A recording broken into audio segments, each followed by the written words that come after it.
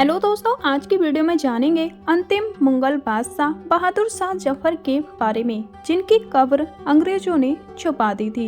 इस जानकारी के लिए वीडियो के अंत तक जरूर बने रहें और जो न्यू यूजर है प्लीज सब्सक्राइब कर दें। चलो वीडियो शुरू करते हैं। बहादुर शाह जफर हमारे उस स्वतंत्रता संग्राम के नायक हैं जिसमें हम हार भले ही गए थे, पर हिंदुओं और मुसलमानों क्रांतिकारियों ने उसे एकजुट होकर लड़ा था और अपनी एकता की शक्ति से अंग्रेजों में खौफ पैदा कर दिया।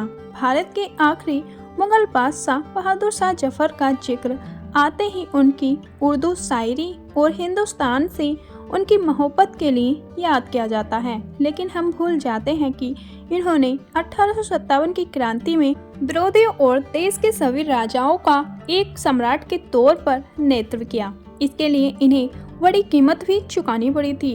अंग्रेजों ने इन्हें गिरफ्तार कर ऐसी मौत दी 132 साल तक किसी को इनके कब्र के बारे में भी पता नहीं चल पाया। बहादुर शाह जफर का जन्म 24 अक्टूबर 1775 को हुआ था। सन 1837 में जब पिता अकबर शाह दुत्ती की मौत हो गई तो वह गद्दी पर बैठे। इतिहासकारों का कहना है कि अकबर शाह द्वितीय नर्म दिल व कभी हारतीय बहादुर शाह जफर को मुगलों का शासन नहीं सौंपना चाहते थे, लेकिन धीरे धीरे मुगलों का पतन हो रहा था और अंग्रेज पूरे देश पर कब्जा जमा रहे थे। मुगलों के पास राज करने के लिए सिर्फ दिल्ली यानी शाहजहांबाद ही बचा रह गया था। मेरठ के जब अंग्रेजों के खिलाफ 1857 की क्रांति शुरू हुई तब अंग्रेजों के आक्रमण से आक्रोशित विरोधी सैनिक और राजा महाराजाओं ने एकजुट होना शुरू किया।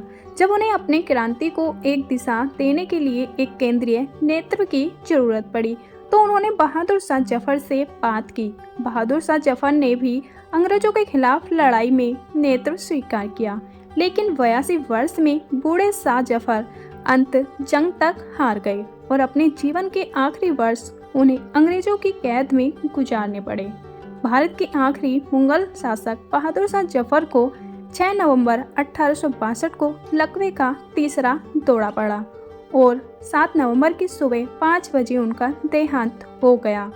रंगून में उसी दिन शाम 4 बजे 87 साल की इस मुगल बादशाह को दफना दिया गया था। वो लिखते हैं कि रंगून में जिस घर में बहादुर शाह जफर को कैद करके रखा गया था उसी घर के पीछे उनकी कब्र बनाई गई और उन्हें दफनाने के बाद कब्र की जमीन समतल कर दी गई।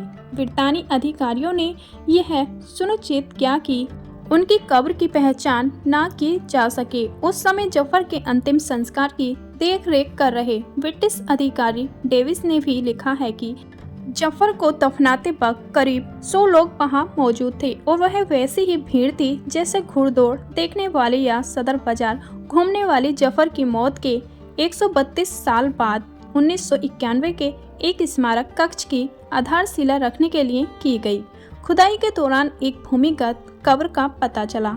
बादशाह जफर की निशानी और अवशेष मिले, जिसकी जांच के बाद यह पुष्टि की गई कि वह जफर की कब्र है।